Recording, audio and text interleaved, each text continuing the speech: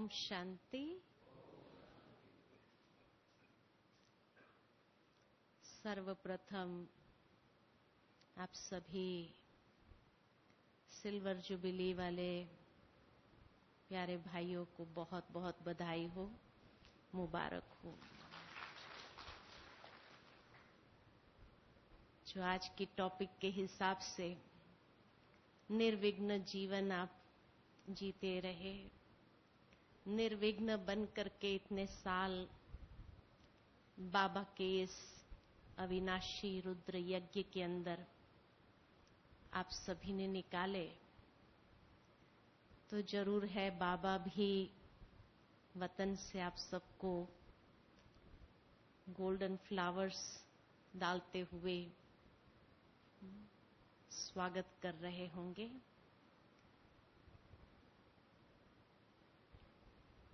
आज के सुबह की मुरली जब पढ़ रही थी और सुन रही थी तो महसूस हुआ कि आज की टॉपिक का पूरा उत्तर बाबा ने मुरली के अंदर ही दे दिया है कि कोई भी विघ्न कहां से आता है। दुनिया में भी ये कहा जाता है कि विघ्नों की उत्पत्ति कमजोर मन से होती है। Problems are the creation of a weak mind. तो जहां कहीं भी कमजोरी का प्रयोग होता है, माना जैसे आज बाबा ने कहा कि क्रोध का प्रयोग हुआ, देह अभिमान का प्रयोग हुआ,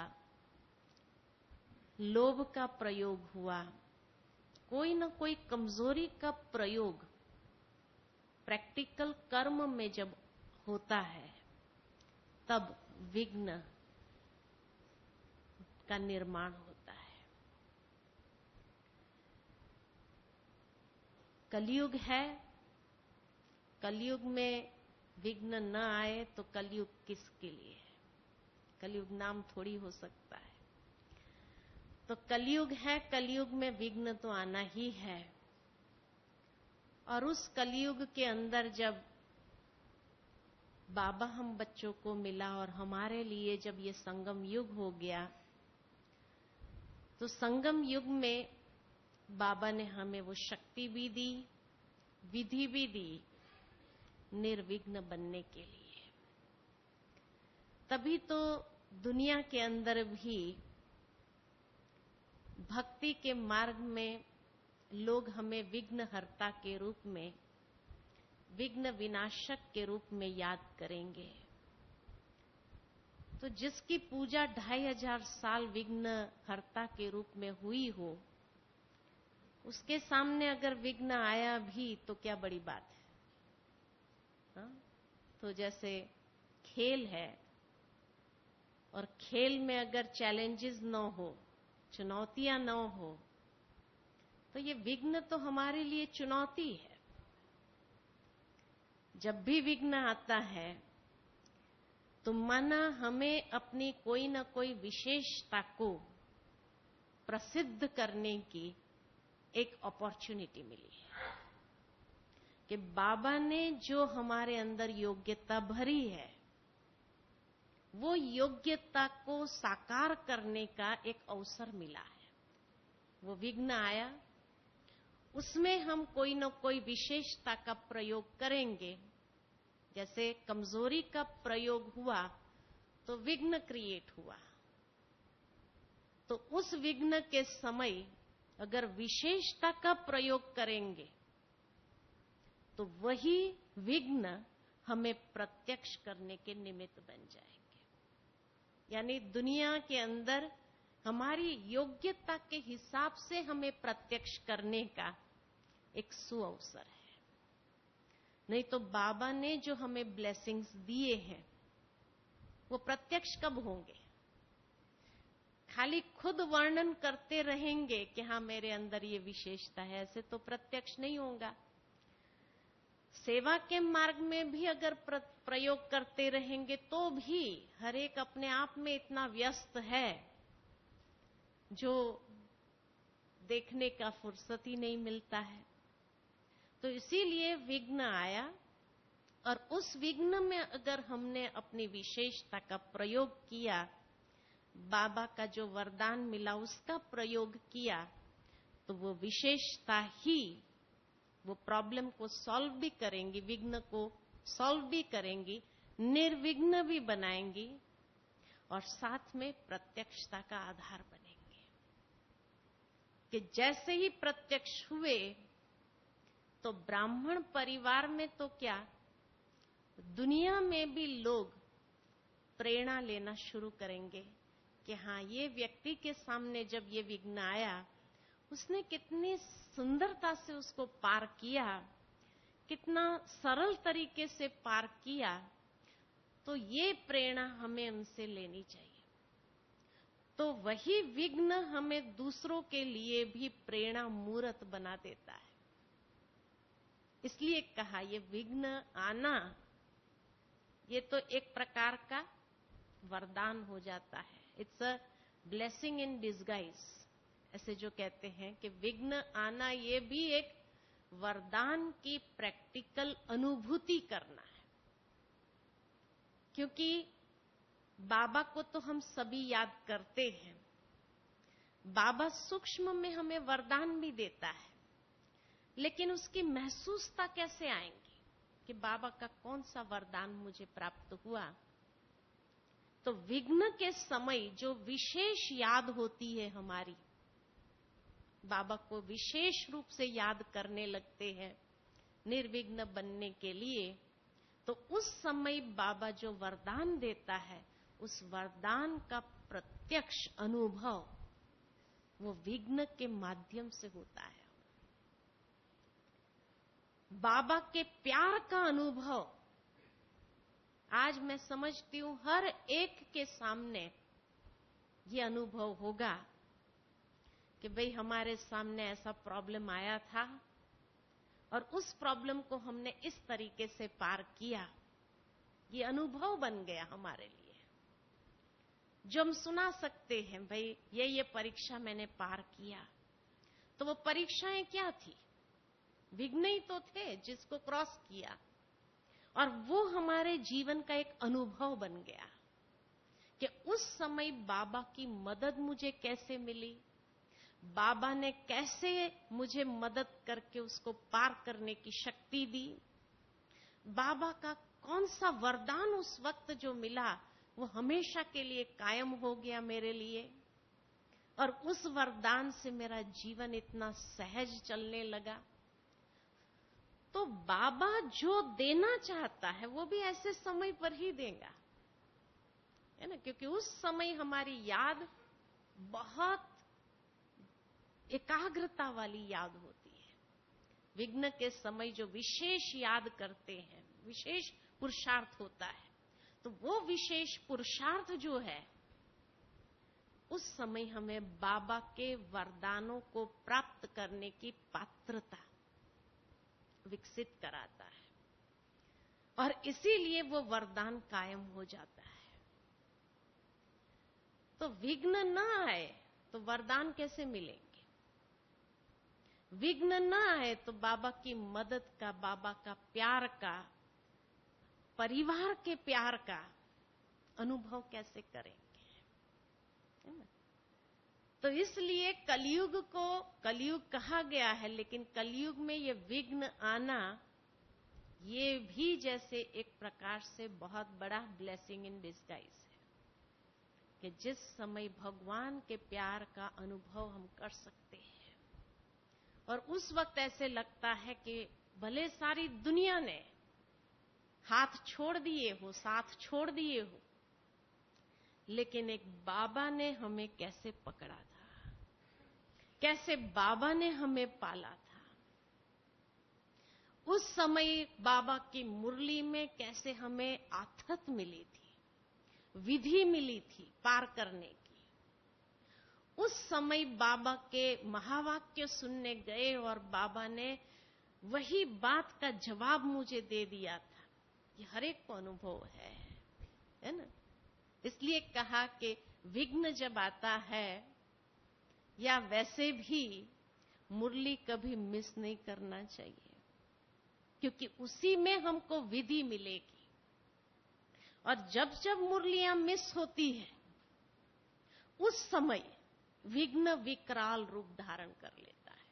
क्योंकि विधि मिली नहीं तो गुस्सा आ गया, कमजोरी का प्रयोग होने लगता है, तो वो विघ्न विकराल रूप ले लेता है, जिसको पार करना फिर कभी कभी बहुत कठिन महसूस होता है। इसलिए बाबा कहते हैं कि मुरली मिस नहीं करो, क्योंकि उसमें उस दिन कौन सा विघ्न आने वाला है पता नहीं है हमें, कि आज के सारे दिन में कौन सा विघ्न आने वाला है। लेकिन आज की मुरली जब पड़ी है और वो विघ्न आता है तो एकदम याद आता है, आज बाबा ने कहा गुस्सा नहीं करना है, और नहीं करते हैं तो माना मुरली अटेंशन में आ गई। मुरली जैसे अटेंशन में आई, आज कितनी बार बाबा ने पक्का कराया उस बार, तो वो पॉइंट भूल नहीं सकती है। और इसीलिए जैसे ही शांत और अंतर्मुखी हो गए तो क्या होगा, वो विघ्न विकराल रूप नहीं लेगा, बच गए, निर्विघ्न हो गए। तो हमेशा निर्विघ्न बनने के लिए मुरली हमें बहुत मदद करती है, बहुत आधार बन जाती है हमारी। कभी कभी मुरली के अंत का वरदान हमें बहुत मदद रूप बन जाता है, कभी स्लोगन ही मदद रूप बन जाता है। पता नहीं कहां से बाबा विधि देने वाला है, ये मुझे पता नहीं है ना? हो सकता है कि अमृत वेले बाबा टचिंग दे दे। इसलिए अमृत वेले भी जब बैठते हैं और मुरली भी जब पढ़ते हैं तो दोनों ऐसा डबल डोज काम करता है निर्विघ्न बनने के लिए। तीसरा विघ्न का कारण है, तो पहला कारण तो देखा, it's a creation of a weak mind. कमजोर दिमाग ही रचना करता है विघ्नों की। और इसीलिए जितना मन को सशक्त बना दो, पावरफुल बना दो ज्ञान और योग की शक्ति से, तो विघ्न को क्रॉस करना आसान हो जाएगा। दूसरी बात कि कई विघ्न जो आते हैं स्वभाव संस्कारों से। स्वभाव संस्कार से विघ्न कैसे निर्मित होती है, तो जहां हमारे स्वभाव में सरलता नहीं है, सहजता नहीं है, इजीनेस नहीं है, कॉम्प्लिकेशंस ज्यादा है, कॉम्प्लिकेटेड नेचर बनता जा रहा है। कई बार देखते हैं तो जब कॉम्प्लिकेटेड नेचर बन जाए, इजीनेस खत्म हो जाए, सरलता खत्म हो जाए, सहजता खत्म हो जाए, तो वहां विघ्न आता है। या तो जिसको कहा जाए कि परिपक्वता नहीं है, विवेक की बात आई है लेकिन उसको समझ नहीं पाए, परिपक्वता न होने कारण, तो दृष्टिकोण हमारा नेगेटिव बन जाता है, मनोवृत्ति हमारी रिएक्टिव हो जाती है। और जब मनोवृत्ति रिएक्टिव हो गई, दृष्टिकोण हमारा नेगेटिव हो गया, तो व्यर्थ संकल्प की क्रिएशन बहुत तेजी से चालू हो जाती है। और वहां सहजता, सरलता नहीं है नेचर में, तो वो विघ्न को और क्या करेगा, मैग्नीफाइड कर देगा। नहीं तो जो बाबा कहते हैं कि विघ्न माना टाइगर, पेपर टाइगर है, तो वो पेपर टाइगर भी डराने वाला वास्तविक स्वरूप में खड़ा हो जाता है, क्योंकि परिपक्व बुद्धि नहीं है। इसीलिए दृष्टिकोण हमारा सही न होने कारण व्यर्थ संकल्प की जो क्रिएशन है बहुत अधिक हो गई, और वो व्यर्थ संकल्प ही हमें कई बार और गहरा फंसाता जाता है उसमें। तो इसलिए नेचर को हमें नेचर क्योर करने की आवश्यकता है। बाबा के बच्चे बनने के बाद सहज और सरल नेचर बना ले हम अपनी। उसके लिए ज्ञान की परिपक्वता को विकसित करना बहुत जरूरी है। ज्ञान की परिपक्व अवस्था तब आएंगी जब हर रोज कोई न कोई ज्ञान की पॉइंट को, जो मुरली की पॉइंट होती है, कोई न कोई ज्ञान की पॉइंट को हम प्रैक्टिकल यूज करके देखें। कई बार ये ज्ञान की पॉइंट्स को अगर हम यूज करने के तरीके को सीख लें, कैसे यूज करना है, क्योंकि योग का दूसरा नाम है प्रयोग। योग हम है, योगी है, माना हर वक्त के प्रयोगी है। चाहे मनसा लेवल पर प्रयोगी कर बन रहे हैं, क्योंकि याद सारा दिन तो बनेंगी नहीं। कभी याद कभी ज्ञान, दोनों का बैलेंस चलता रहेगा।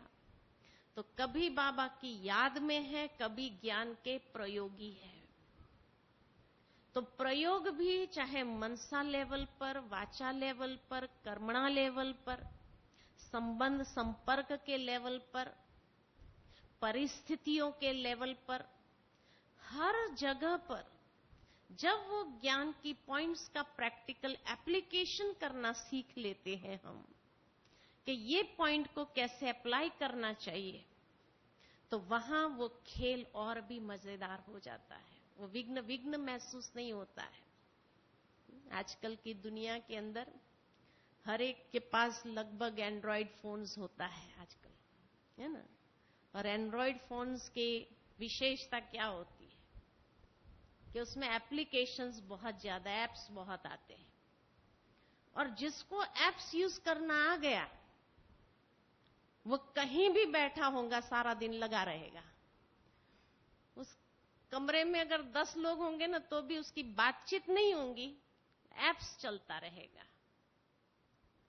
और उसमें उसको नींद नहीं आती है। वैसे अगर किसी से बात करने के लिए बिठाओ तो बोर भी लगेगा, है ना, बोर हो जाएंगे। या कुछ पढ़ने के लिए कहो तो भी अच्छा नहीं लगे। लेकिन आज एप्स यूज करने में कोई बोर होता है क्या? नहीं, बोरिंग नहीं लगता है, एंजॉय करते हैं हर वक्त, क्योंकि उसमें क्रिएटिविटी महसूस होती है, कुछ आदान प्रदान। और उसमें जहां पर अच्छी बातों का आदान प्रदान हो तो और भी इंटरेस्टिंग हो जाता है। और अच्छी बातें जितना आदान प्रदान करते, जितने लोगों को भेजते हैं, करते हैं, तो खुशी भी मिलती है। शेयर कर रहे हैं, खुशी मिल रही, उसमें बोरिंग नहीं लगता है। इसी तरह ज्ञान के भी एप्स है। ज्ञान की हर पॉइंट एप्स है।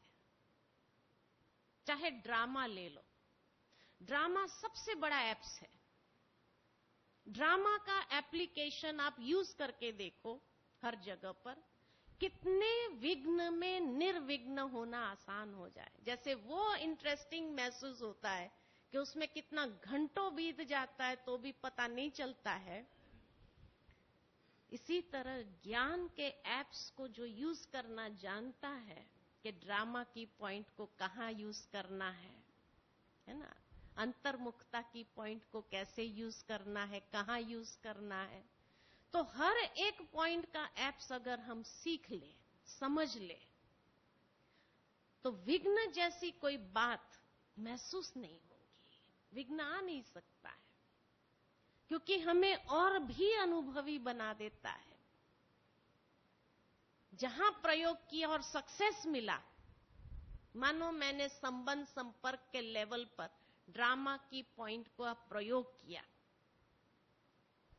या कोई परिस्थिति आई उसके लेवल पर ड्रामा का बिंदु लगाने का प्रयोग करके देखा, इस एप्लीकेशन को यूज किया। संबंध संपर्क में मधुरता या वैल्यूज के एप्स को कैसे यूज करना है, वैल्यूज का भी बहुत बड़ा एप्स है।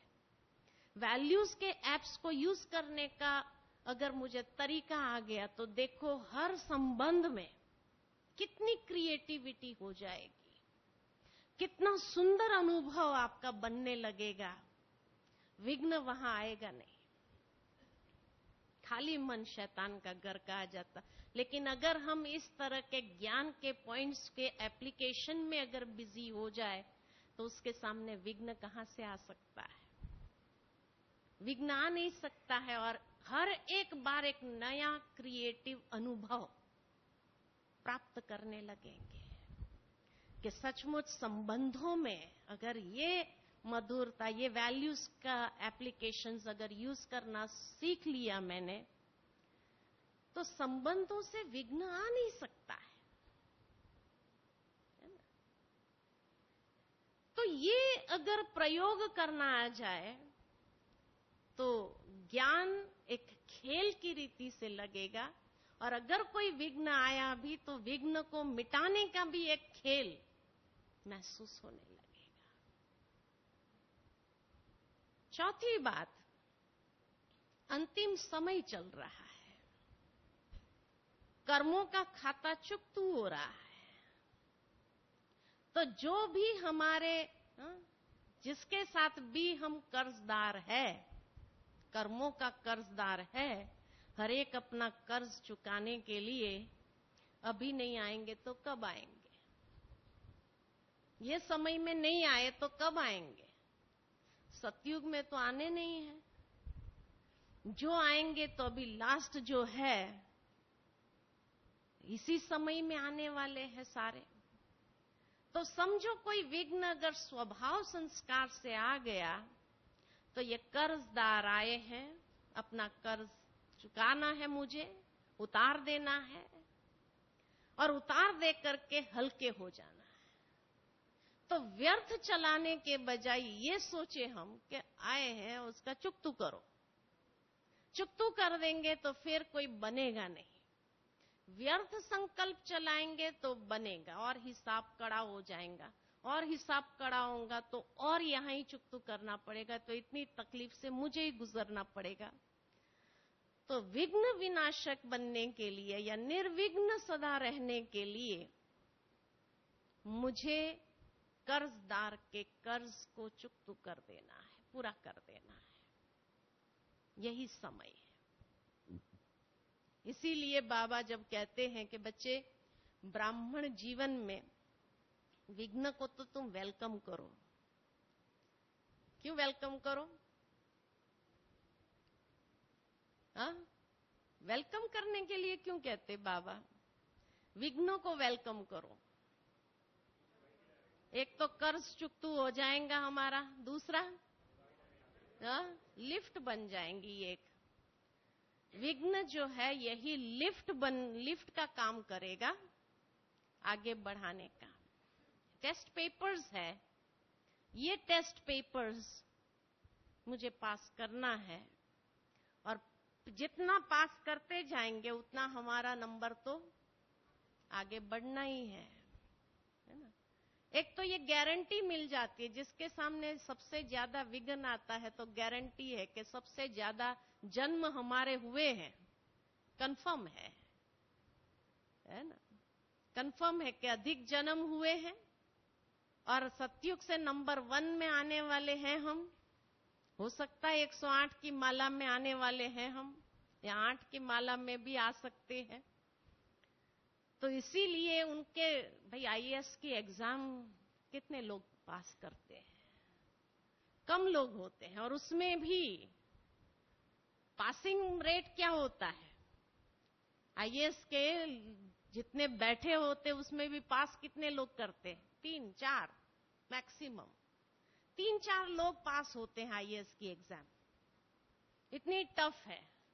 तो 8 के माला में आना या 108 की माला में आना, ये आईएएस की एग्जाम ही हो गई ना। तो आईएएस की एग्जाम वालों के सामने तो पेपर भी तो ऐसे ही आएंगे। तो अगर बड़ा परिस्थिति का पेपर, बड़ा पेपर अगर आए तो समझो we are qualified for the IAS. 8 के लिए मैं उम्मीदवार हूं, भगवान जानता है कि ये उम्मीदवार है 8 के लिए, इसलिए ये इतना बड़ा पेपर आया है, ये 108 के लिए मैं उम्मीदवार हूं, तो खुशी होनी चाहिए ना, तो वेलकम करना चाहिए कि नहीं करना चाहिए? विघ्न जिसके सामने आता ही नहीं है, भाई त्रेता की अंत की आत्माओं के सामने विघ्न थोड़ी आएगा, कितने आएंगे? लास्ट बेंचेस वाले जो है तो उसके सामने जो है विघ्न आएंगे क्या? लेकिन जो उम्मीदवार है, भगवान को उम्मीद है ये 108 की माला का ये रतन है, तो उसके सामने उतना बड़ा पेपर तो आएगा, तो इसलिए वेलकम करना चाहिए। तो वेलकम करेंगे, चलो पास हुए नहीं हुए वो सेकेंडरी पॉइंट है, लेकिन उम्मीदवार तो है। इस बार नहीं पास हुए कोई बात नहीं, नेक्स्ट टाइम पास हो जाएंगे। तो कंफर्मेशन है कि हम सत्युग की आदि की आत्मा है, तभी इतने विघ्न आते। बाबा जब भी हमें मुरली में कभी पूछते हैं, बच्चे लक्ष्य क्या है, क्या बनना चाहते, लक्ष्मी नारायण या राम सीता, हमने हमेशा जवाब क्या दिया? लक्ष्मी नारायण का ही जवाब दिया ना, किसी ने राम सीता का तो जवाब नहीं दिया है। तो लक्ष्मी नारायण के लिए एग्जामिनेशन कैसी होंगी? मैं विचार सागर मंथन कर रही थी कि भाई लक्ष्मी नारायण की क्वालिफिकेशन क्या है? 16 कला संपूर्ण, संपूर्ण निर्विकारी, मर्यादा पुरुषोत्तम और सर्व गुण संपन्न। तो मेरे अंदर सारे गुण है या नहीं है, मुझे कैसे पता चलेगा? तो हर गुण का पेपर, हर गुण का पेपर तो आएगा ना। अगर मेरे सामने सहनशीलता का पेपर ही ना आए,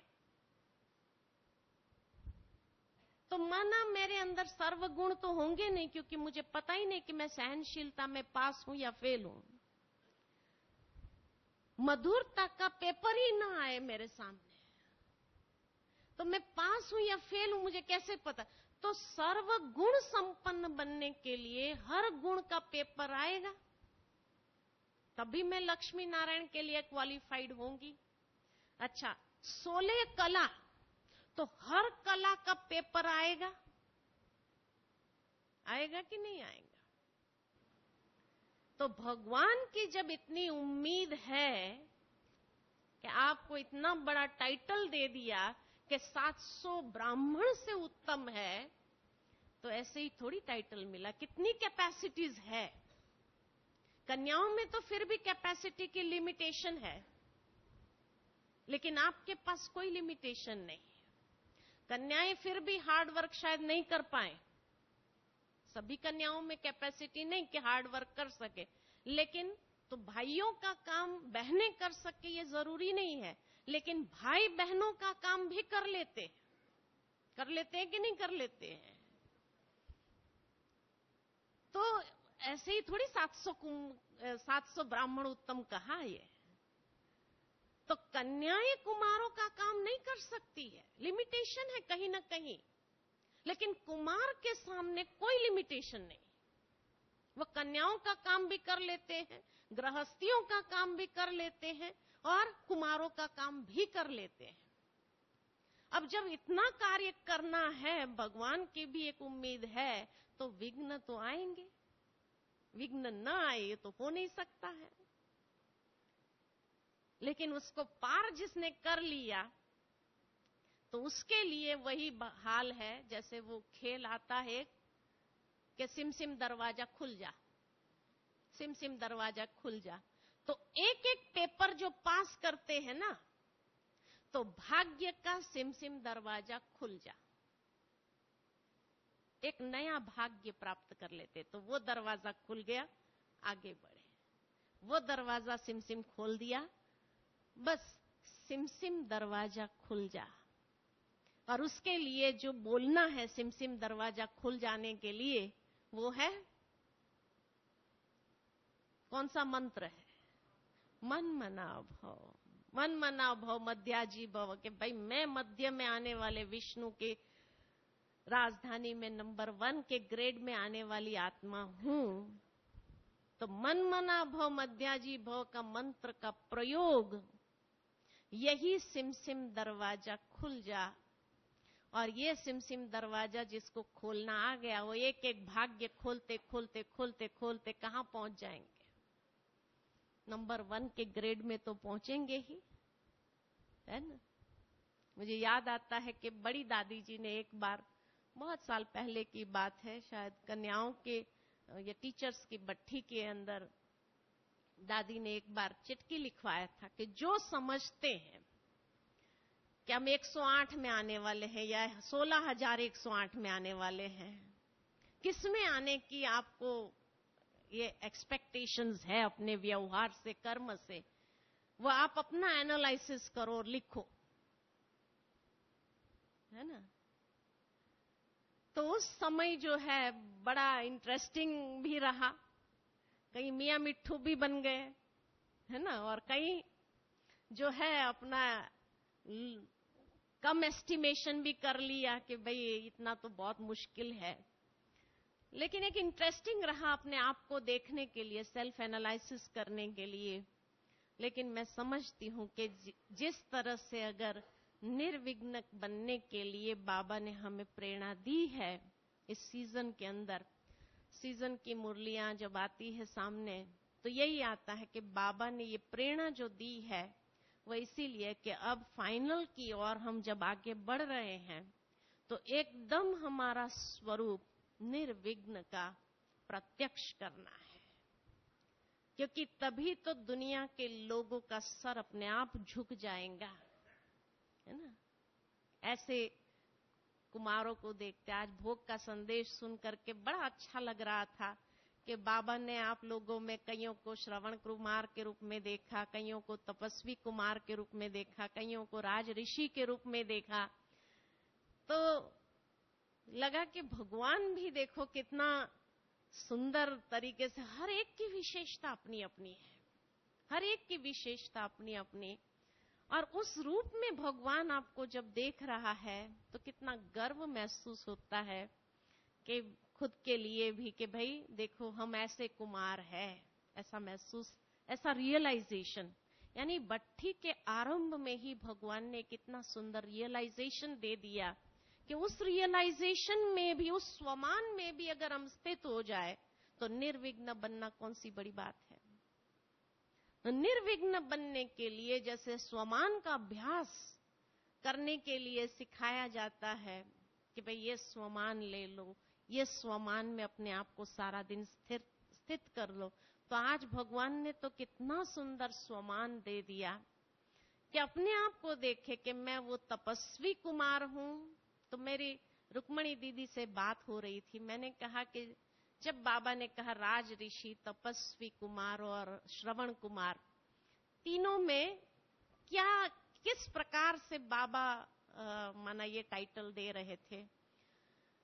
तो दीदी ने बहुत अच्छी बात बताई, रुक्मणी दीदी ने कहा कि श्रवण कुमार का मतलब है, शायद पता नहीं, हाँ, जो माता पिता की सेवा साथ में करने वाले हैं, तो घर में रह करके माता पिता की सेवा भी कर रहे हैं, ज्ञान में भी इतना अच्छी तरह से चल रहे हैं, सेवा भाव जिसके अंदर है उसको श्रवण कुमार कहा। तपस्वी कुमार उनको कहा कि जिनकी तपस्या अखंड रही है, भंग नहीं हुई है, कोई भी रीति से भंग नहीं हुई, मनसा वाचा कर्मणा किसी भी लेवल से उनका जो पवित्रता की तपस्या है कभी भंग नहीं हुई। तो उनको जब बाबा देखता था तो वो तपस्वी कुमार के रूप में देख रहा था। और जो है राज ऋषि जब बाबा ने कहा तो कैसे माना राज ऋषि की स्थिति में बेहद के वैराग्य वृत्ति और अपने ऊपर संपूर्ण अधिकार उस रूप में देख रहा था बाबा। तो जब इनका ये सुन रही थी कि बाबा ऊपर किस रूप में देख रहा था, ये तीनों को भले बाबा ने सुनाया भी थोड़ा, लेकिन उसके बाद भी आपने भी वहां देखा होगा कि किस रूप में बाबा देख रहा था। तो उन्होंने जब सुनाया तो मुझे लगा कि शायद कन्याओं को ऐसे टाइटल नहीं मिले अभी तक, है ना। आप लोगों को इतना सुंदर टाइटल बाबा ने दे दिया है और इतना सुंदर इमर्ज किया बाबा ने आपको ऊपर, और एक श्रेष्ठ स्वमान में ही भट्ठी के आरंभ में ही स्थित कर दिया। तो ये स्वमान भी अगर रहे तो कितना सुंदर। स्वमान के लिए जब हमेशा आता है कि निर्विघ्न स्थिति बनाने के लिए जितना स्वमान का अभ्यास अधिक होगा उतना निर्विघ्न बनना आसान हो जाएगा। बाकी तो जैसे कहा जाता है कि भाई तूफान जिसका रास्ता रोक न सके संसार क्या रोकेगा, और भगवान जिसके साथ है तो उसका दुनिया क्या बिगाड़ सकती है। माना निर्विघ्न तो उनके लिए बनना स्वाभाविक है, सहज है। दूसरा, बाबा ने ये सीजन में जो विशेष निर्विघ्न बनने के लिए हमें इशारा दिया, क्यों दिया? क्यों बाबा ने कहा बच्चे अब निर्विघ्न बनो? एक तो कर्ज लेने वाले कर्जदार सारे आएंगे, वो तो है ही है, लेकिन वो तो चुकतू कर देंगे। फिर भी जो बाबा ने कहा कि अपना स्वरूप निर्विघ्न प्रत्यक्ष करो, निर्विघ्न स्वरूप प्रत्यक्ष करो। तो ये क्यों कहा? तो बाबा की मुरलियों का अध्ययन करते हुए एक बात मेरे सामने आई जिसके ऊपर मेरा थोड़ा विचार चला कि बाबा ने ये बात शायद इसीलिए कही कि निर्विघ्न आत्मा जो है इतनी अंदर से मजबूत हो जाएंगी, इतनी उनकी अवस्था स्ट्रांग हो जाएगी कि आने वाले समय में जो पेपर है, चाहे प्राकृतिक पेपर है, चाहे दुनिया के जो सीन्स है, जो भी सीन ड्रामा के अंदर आने हैं, अंतिम सीन्स जो खूनी नाहक खेल के सीन्स आने हैं, तो ये खूनी नाहक सीन्स को देखने की जो हिम्मत है वो निर्विघ्न आत्मा के अंदर ही होगी। जो निर्विघ्न नहीं होगा वो बहुत जल्दी इफेक्ट में आ जाएगा और अंतिम पेपर को पास नहीं कर पाएगा।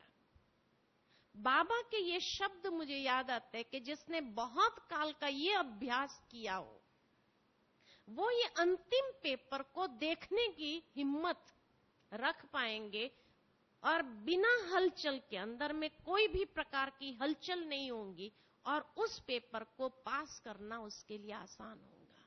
और बात सही है, अगर विघ्नों के प्रभाव में हम आ जाते हैं, चाहे इमोशनली ही क्यों ना आ जाए, फिजिकल तो आते ही है, लेकिन जैसे भावनात्मक होकर के भी इमोशनली हम हो जाएंगे तो उस पेपर को क्रॉस करना बहुत मुश्किल होगा। क्योंकि जो इमोशनल हुआ खूनी नाहक खेल को देखते हुए या प्राकृतिक स्थितियों को देखते हुए जो इमोशनली अंदर में ये हो गया, उस समय उसको बाबा की याद मुश्किल होगी। इतना वो स्वरूप बन जाएगा, उस पेपर का या उस परिस्थिति का स्वरूप बन जाएगा, तो बाबा की याद नहीं होगी और वो अंतिम पेपर को क्रॉस करना बहुत मुश्किल होगा। अभी अंतिम समय चलने के कारण ही बाबा ने ये बात हम बच्चों को कही कि बच्चे अब निर्विघ्न बनने का अभ्यास ऐसा बनाओ, अपना ये स्वरूप प्रत्यक्ष कर लो कि जितना ये स्वरूप हमारा प्रत्यक्ष हो जाएगा उतना कोई भी पेपर हो लेकिन हम अचल अडोल, भावनात्मक रूप से भी, कोई रिएक्टिव रूप से भी उसके प्रभाव में नहीं आएंगे और सहज ही डिटैच होकर के ऊपर उड़ जाएंगे। या उस समय जो आत्माएं आएंगी उसको उस तरह का वरदान दे सकेंगे, उनके विघ्नों को हरने के लिए भी हम निमित्त बन सकते हैं।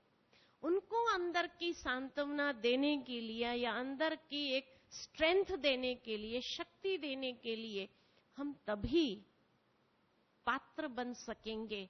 इसलिए बाबा ने इस सीजन में जो हमें कहा कि बच्चे निर्विघ्न बनो, क्योंकि निर्विघ्न बनने से ही ये जो अंतिम सेवा का स्वरूप है वो हमारा हो सकेगा। और ये बात कुमार से अच्छा तो कोई नहीं कर सकते हैं, क्योंकि फिर भी जैसे मैंने कहा कुमारियों की, बहनों की कुछ लिमिटेशन है कि वो बहुत जल्दी भावुक हो जाती है, लेकिन कुमार बैलेंस में रह करके कार्य कर सकेंगे। तो ये भी आपको उम्मीदवार बना देती है इस पेपर को क्रॉस करने के लिए, या उस समय मददगार बन करके, भगवान की भुजाएं बन करके मददगार बनने के लिए, या दूसरों को जैसे आथत देने के लिए जो एक मनोबल आपके पास होगा वो और किसी के पास नहीं होगा। तो इसीलिए बाबा ने ये स्वरूप को प्रत्यक्ष करने के लिए हम बच्चों को इशारा दिया है। अब यही स्वरूप हमारा प्रत्यक्ष हो, और उसके लिए सबसे सहज से सहज पुरुषार्थ क्या है? क्या ऐसा अभ्यास करें कि इस स्थिति को हम प्रत्यक्ष अपने स्वरूप में ले आ सकें? क्या अभ्यास करना चाहिए आपके हिसाब से? हाँ, आत्मिक स्थिति का अभ्यास। और पहले से ही विघ्नों को विजुअलाइज करके उसको खत्म करते हुए अपने आप को देखे। अच्छा, और हाँ, सफलता हमारा जन्म सिद्ध अधिकार है, ये अमृत वेला वरदान ले लो बाबा से। और हर रोज जो बाबा ने कहा कि अमृत वेले, एक तो सफलता के वरदान के लिए तो जरूर कहा, लेकिन हर रोज अमृत वेले जब हम ये अभ्यास करेंगे कि मैं निर्विघ्न आत्मा हूं, मैं निर्विघ्न आत्मा हूं, उस स्वरूप को इमर्ज करो।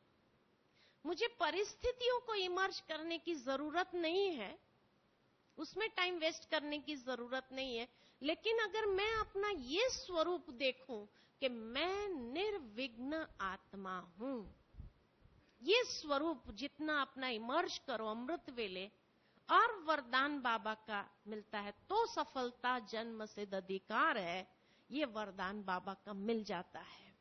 लेकिन मुझे ये स्वरूप को इमर्ज करना बहुत आवश्यक है। एक होता है कि मैं विघ्न विनाशक आत्मा, स्वमान है हमारे उसमें कि विघ्न विनाशक आत्मा। एक है निर्विघ्न आत्मा। जब हम ये स्वमान लेते हैं कि मैं विघ्न विनाशक आत्मा हूं, इसका मतलब मैं विघ्नों का आवाहन कर रही हूं, क्योंकि विनाशक कब बनूंगी?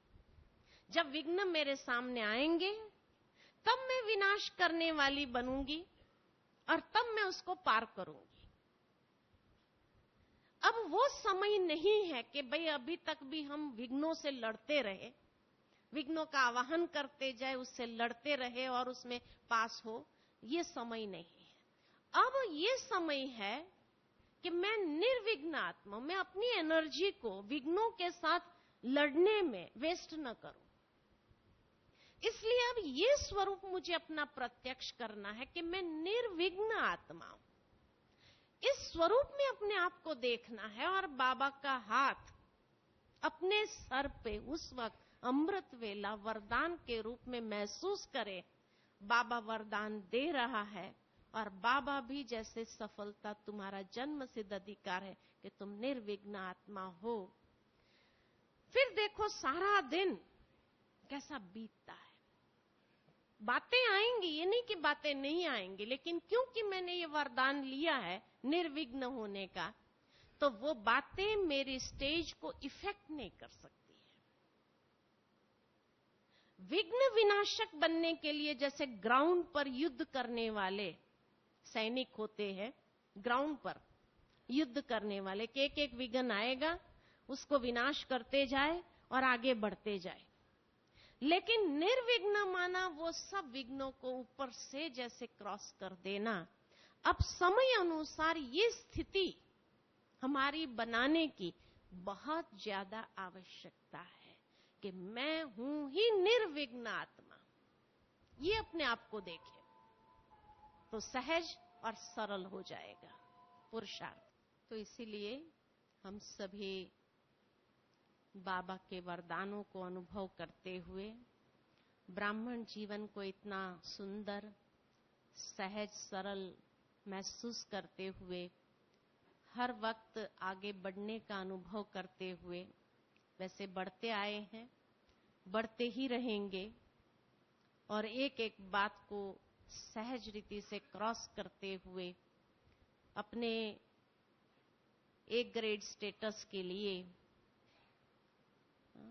तत्पर है, पुरुषार्थ में तत्पर है। तो इसके लिए अभी थोड़ी देर हम सभी सेल्फ रियलाइजेशन में बैठेंगे और जब ये सेल्फ रियलाइजेशन करते हैं तो जैसे मैंने पहले ही कहा कि ये समय है अभी जब कर्जदार भी आएंगे, परिस्थिति भी आएंगी और प्रकृति भी हमसे पेपर यानी हमसे हिसाब चुकाने के लिए पेपर के रूप में सामने आएंगी। ज्ञान के विभिन्न एप्लीकेशन है जिसको हमें यूज करना है। प्रकृति के सामने का अलग एप्लीकेशन है,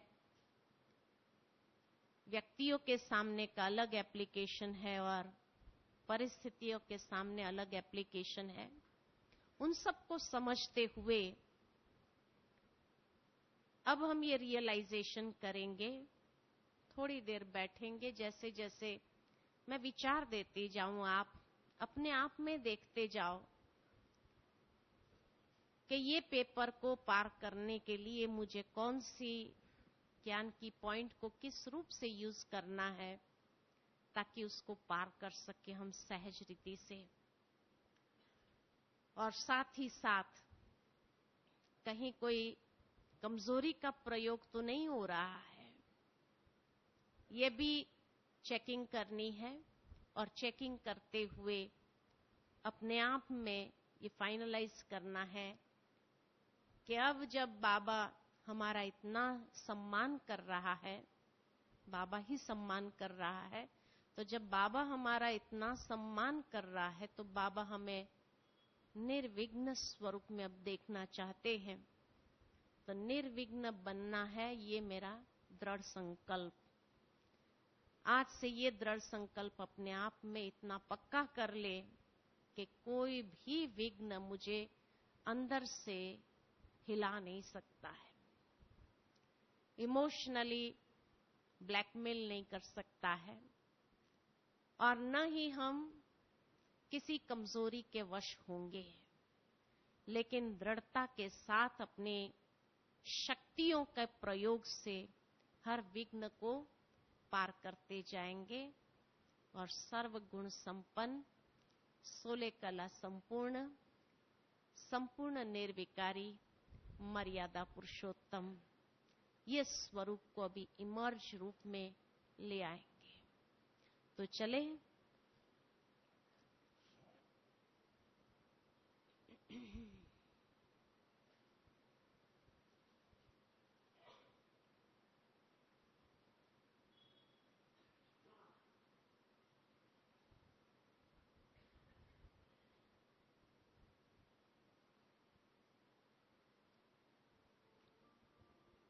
ओम शांति।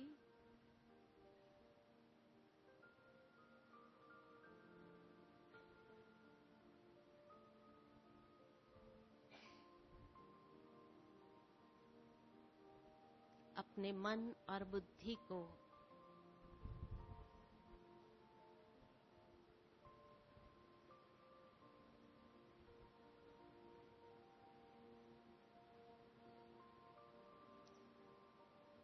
बाह्य सभी बातों से समेट ले।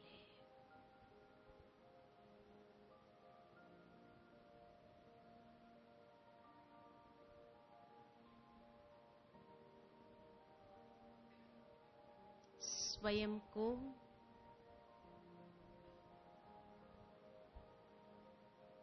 भ्रुकुटी की मध्य में अपनी अंतर्मुखता की गुफा में स्थित हो जाए।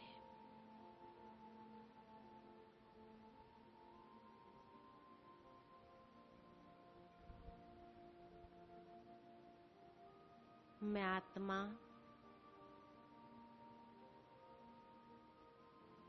इस अंतर्मुक्ता की गुफा में अपना आत्मनिरीक्षण करती हूं।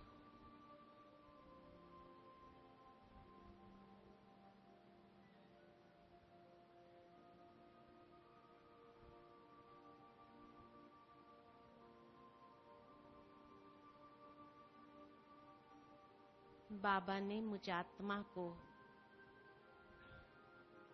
आज कितना श्रेष्ठ स्वमान दिया है।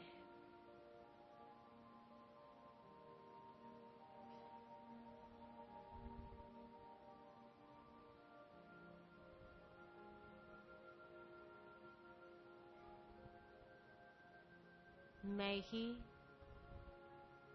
श्रवण कुमार हूं, तपस्वी कुमार हूं, राज ऋषि आत्मा हूं।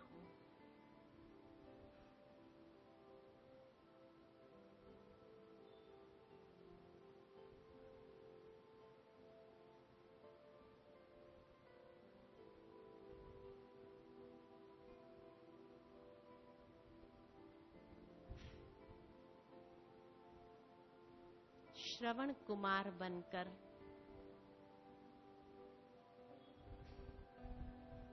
अनेकों को सहयोग देने वाली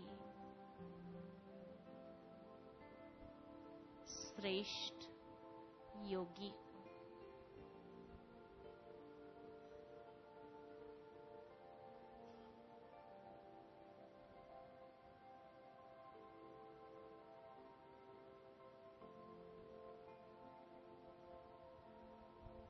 कोई भी आत्मा मेरे सामने आए,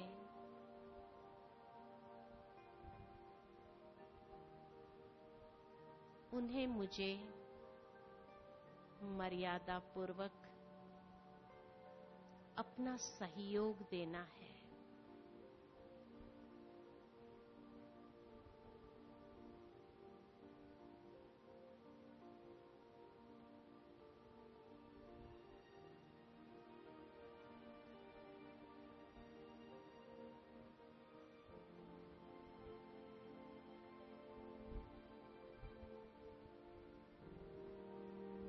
मैं ही तपस्वी मूर्त हूं।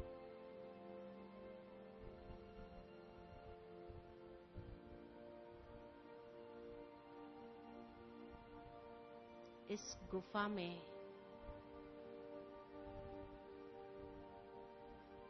गहन तपस्या में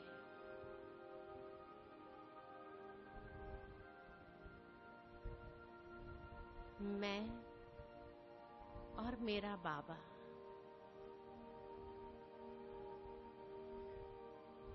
दूसरा न कोई।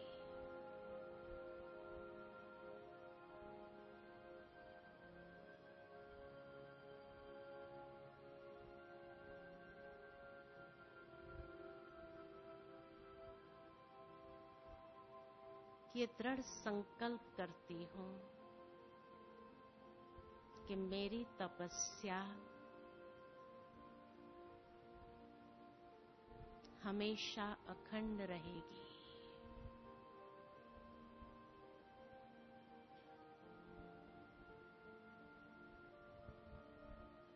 मनसा वाचा कर्मणा अखंड तपस्वी मूर्त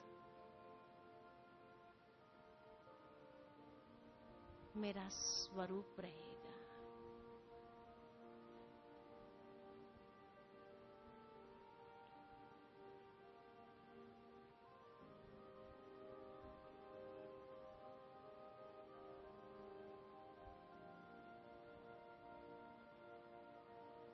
मैं ही महान राजऋषि आत्मा हूं।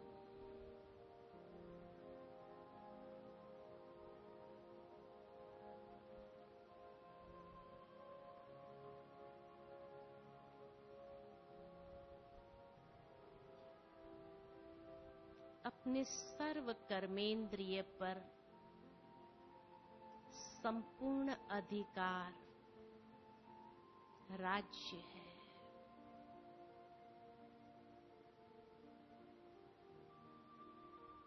मेरी सूक्ष्म इंद्रियां मन बुद्धि संस्कारों पर भी पूर्ण अधिकार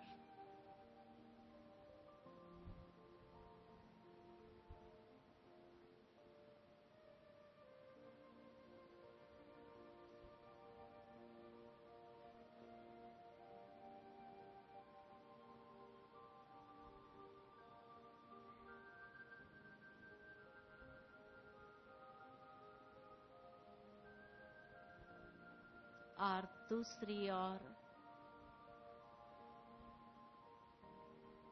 मैं ऋषि हूं।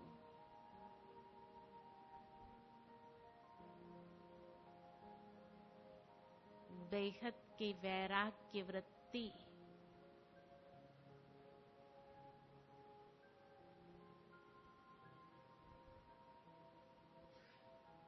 मेरी वास्तविकता है।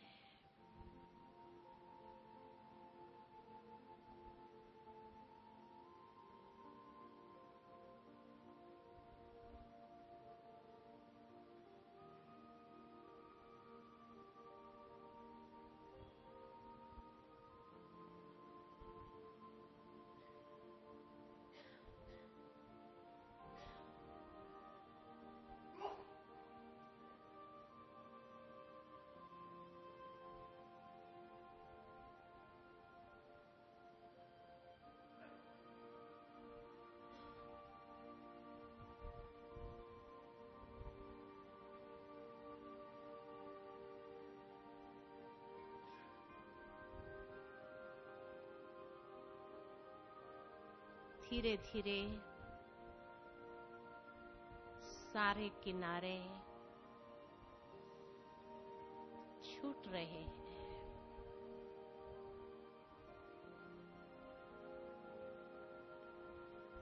ऐसी बेहद की वैराग्य वृत्ति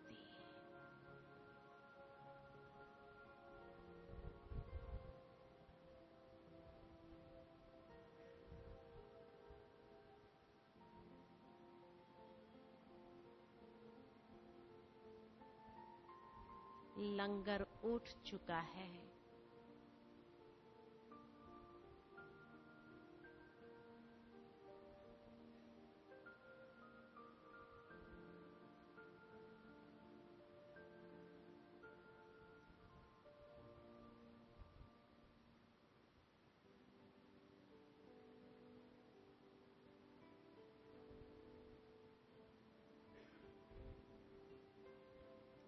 ये श्रेष्ठ स्वमान ही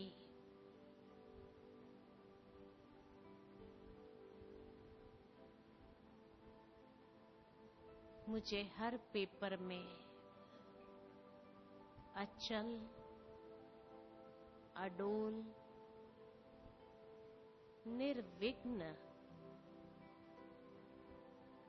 बनना सिखाता है।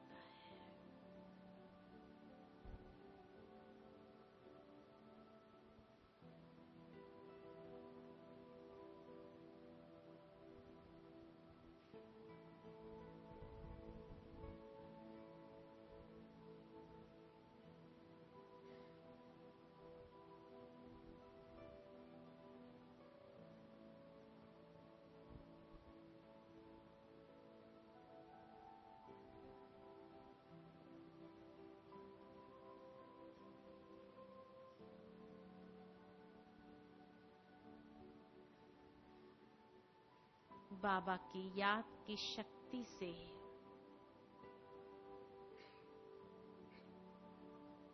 एवं ज्ञान की परिपक्वता से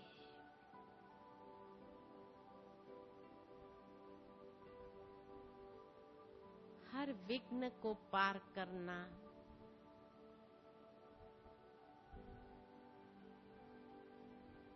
आसान है।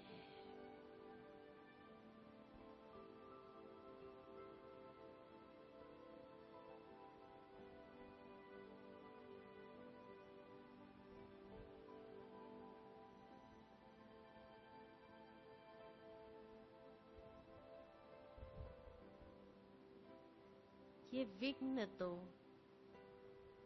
पेपर टाइगर है।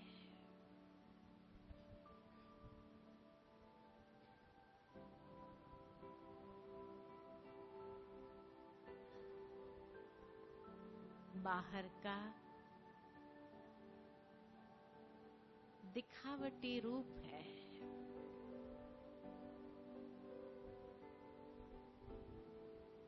परंतु अंदर में खोखला है।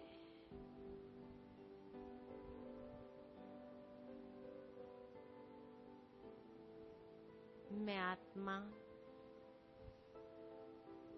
सर्वशक्तिमान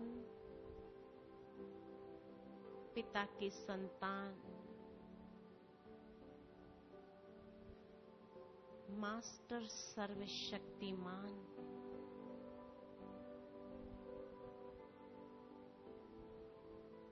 मैं निर्भय, निडर,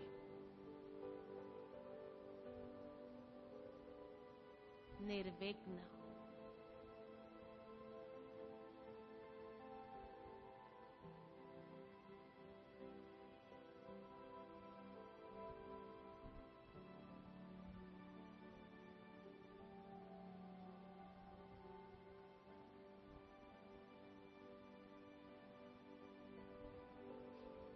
इस संसार में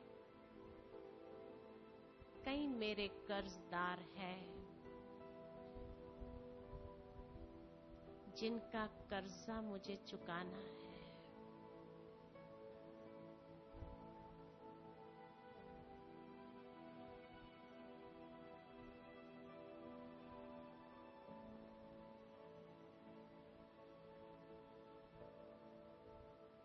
चुकाते हुए मैं आत्मा उस कर्ज से भी संपूर्ण मुक्त हो जाती हूं।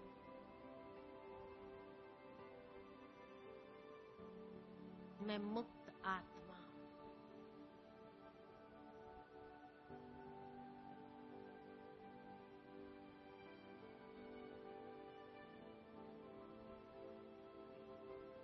उस कर्ज से मुक्त होने का एहसास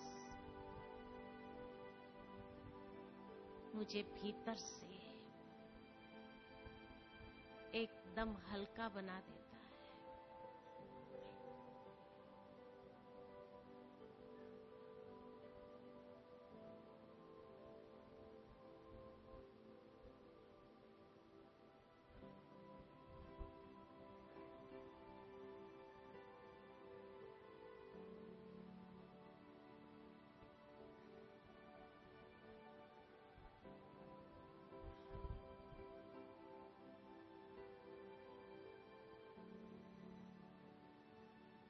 मैं आत्मा कितनी न सौभाग्यशाली हूं।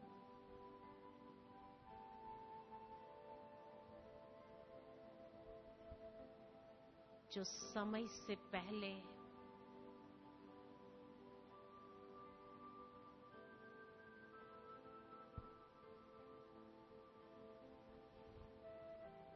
सबका कर्ज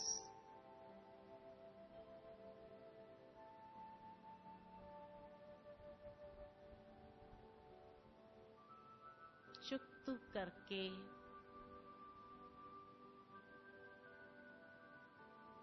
निर्विघ्न बन जाती हूं।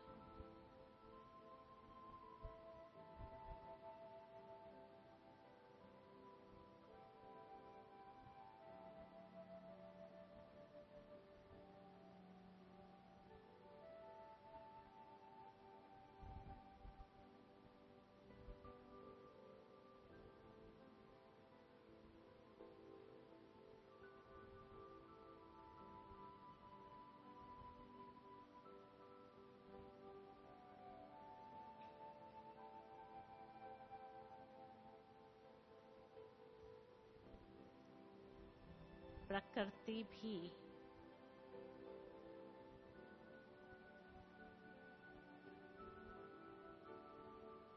मुझसे कर्ज चुकाने लिए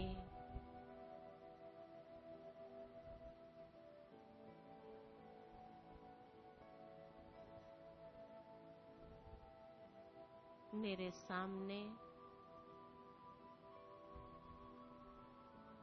कोई न कोई पेपर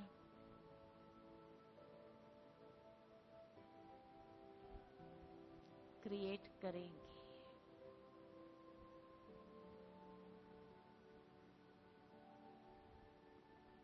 मैं आत्मा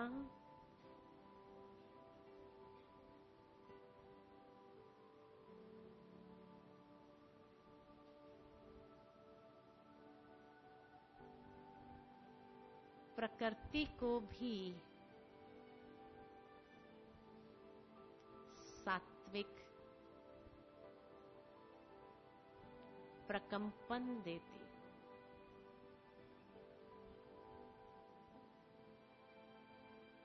ये सात्विक प्रकंपन प्रवाहित करके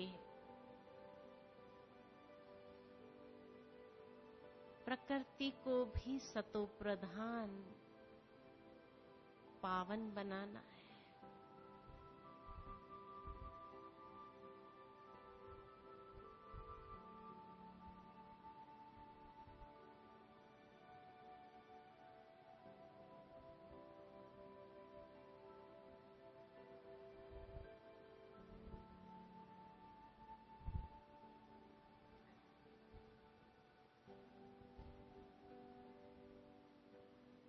प्रकृति को पावन करने लिए मैं अपने नेचर को निर्मल बनाती हूं, सरल और सहज कर देती हूं।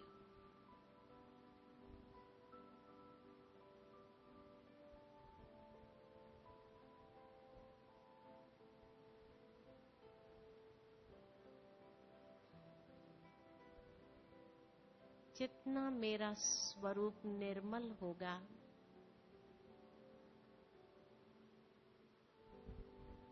उतना ही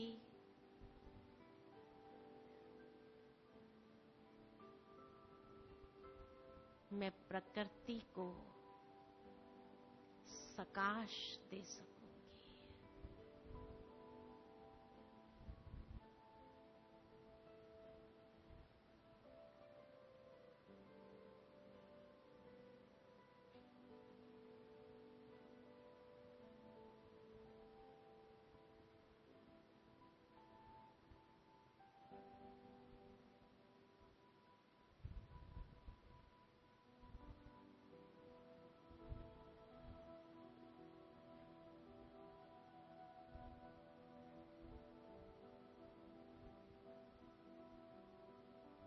कितना निर्मल स्वरूप है मेरा। पवित्रता के प्रकंपन चारों ओर फैला रही है।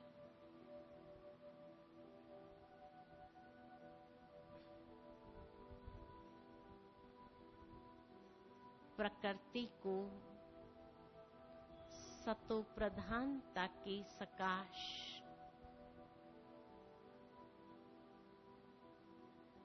अपने पवित्र स्वरूप द्वारा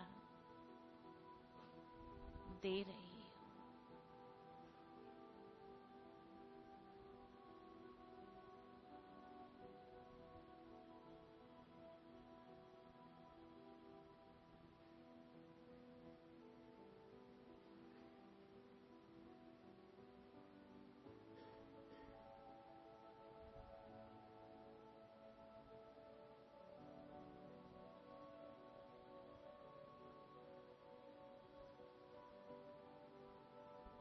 इस संसार में अनेक चुनौतियां मेरे सामने आएगी। अंतिम विदाई लेने के लिए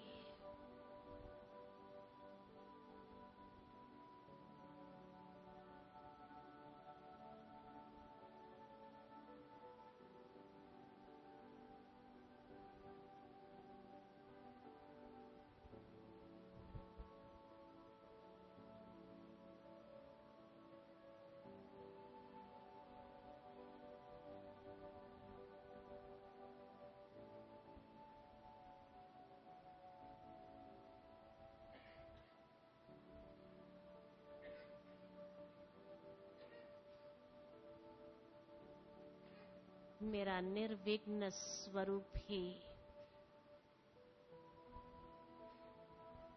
उनको अंतिम विदाई देगा।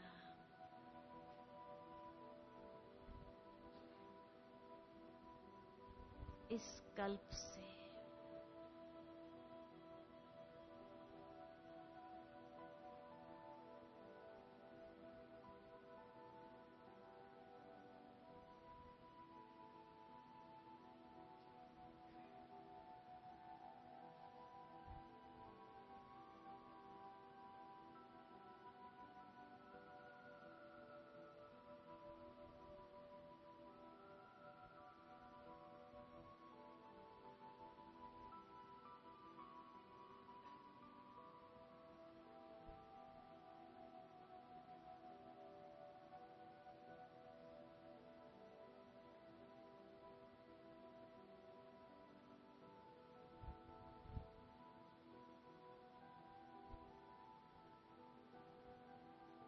कितना दिव्य स्वरूप है मेरा।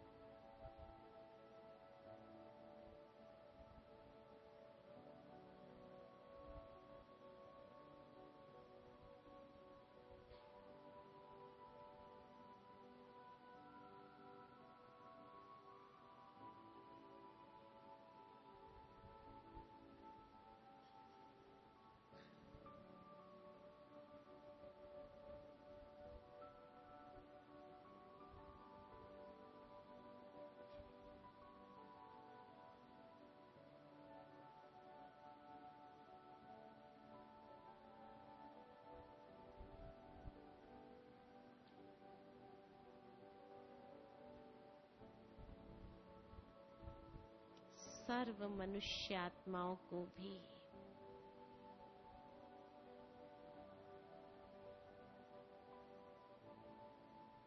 मुझे दिल की दुआएं देनी है।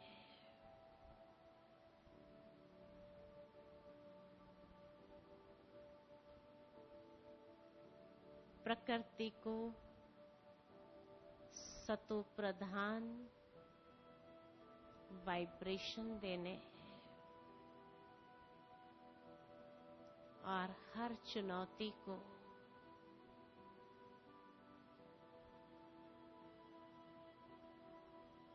परमात्म सकाश देते हुए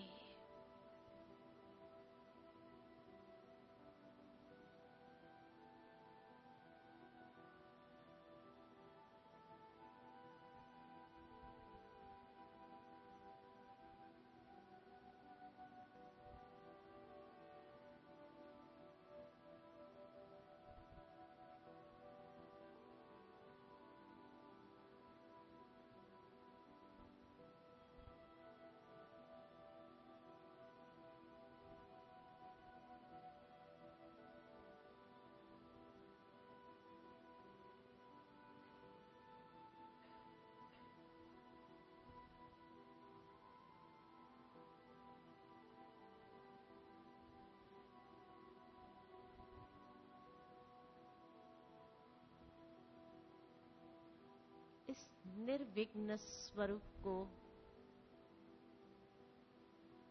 अब मुझे प्रत्यक्ष करना है।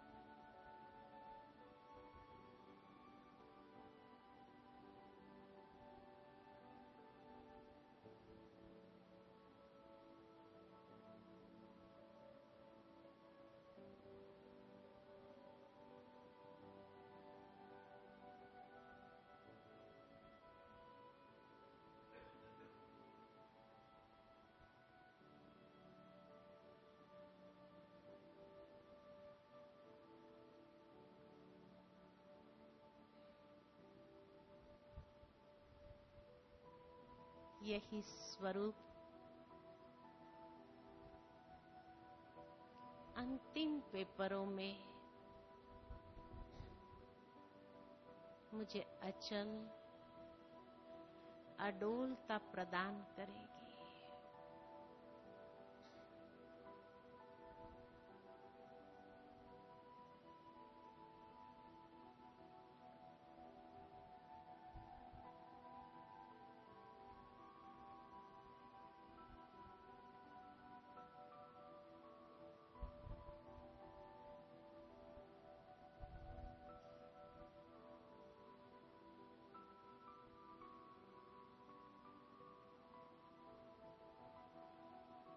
हर सीन को देखते हुए पार करने की क्षमता प्रदान करेगी।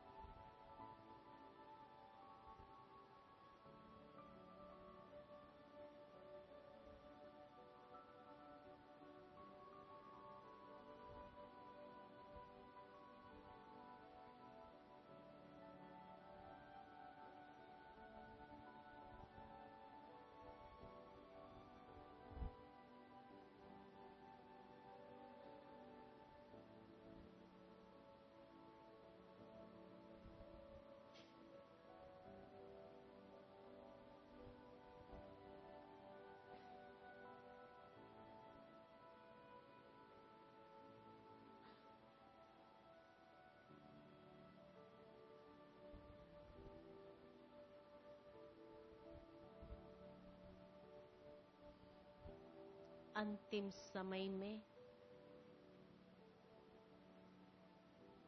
मैं परमात्मा प्रत्यक्षता के निमित्त आत्मा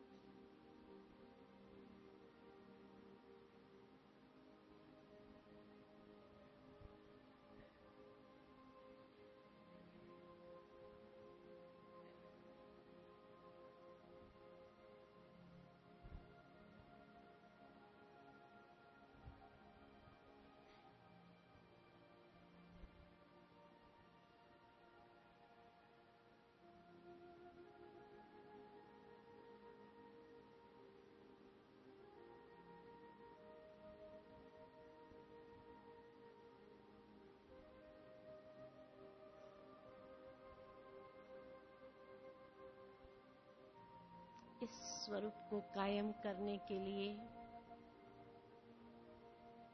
हर रोज अमृत वेले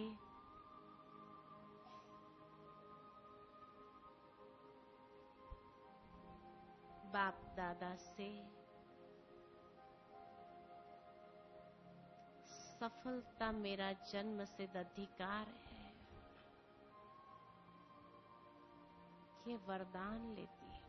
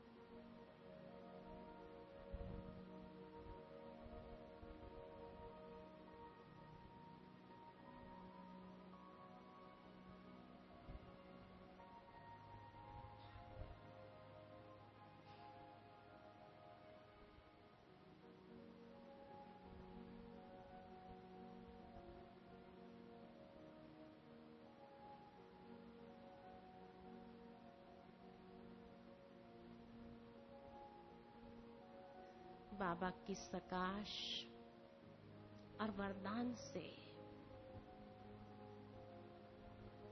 मैं आत्मा सशक्त हो रही हूं।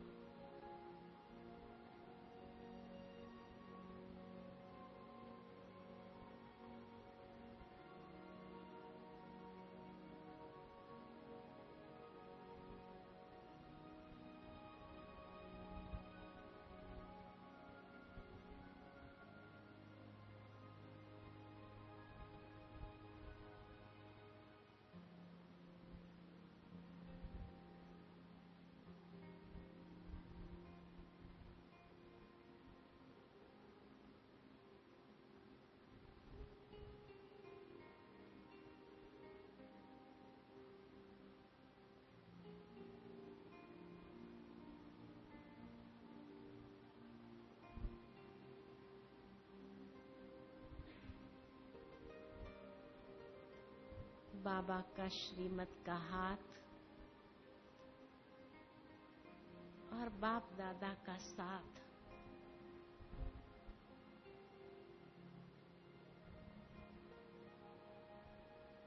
हर मुश्किल को सहज कर देता है।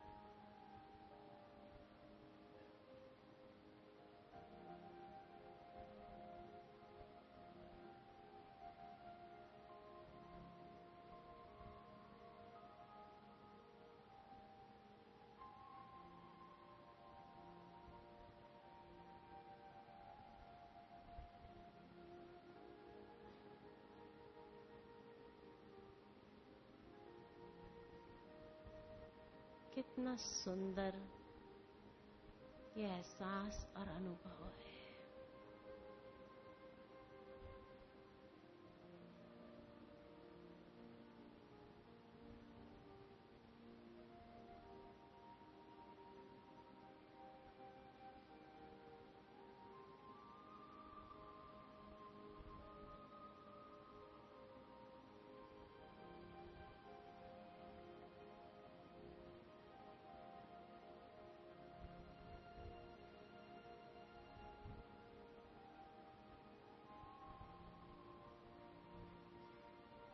सहस्त्र भुजाओं वाला बाबा मेरे साथ है।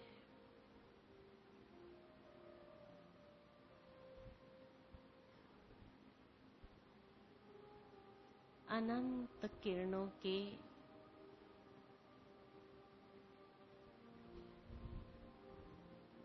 बाहें फैलाए बाबा मेरे साथ है।